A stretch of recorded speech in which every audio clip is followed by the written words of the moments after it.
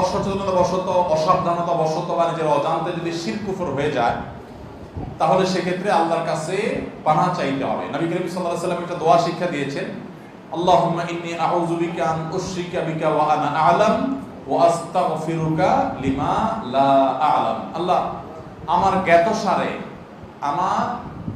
জ্ঞাতসারে আমি জেনে বুঝে কোনো শিরকে যেন লিপ্ত হওয়া থেকে বেঁচে থাকি, এবং আমার অজ্ঞাতসারে, আমার অজান্তে কোনো শিরক হয়ে যায় কিনা সেখান থেকেও আপনি আমাকে পানাহ দিয়েন, বাঁচায় রাখেন। এই দোয়া আল্লাহর কাছে করতে হবে। তরুণ ভাইরা আমার, বিশেষ করে আপনাদেরকে বলতে চাই, সূরা কাহফে আসহাবে কাহফের যুবকদের ঘটনা ভালো করে পড়বেন। সূরা ইউসুফ আলাইহিস সালামের ঘটনা ভালো করে পড়বেন। শিরক এবং কুফর থেকে কিভাবে নিজেদেরকে রক্ষা করতে হয়, চরিত্রহীনতার যে আহ্বান পশ্চিমারা করছে, এখান থেকে নিজের চরিত্রকে কিভাবে বাঁচাইতে হয়, ইউসুফ আলাইহিস সালামের ঘটনা থেকে শিখবেন।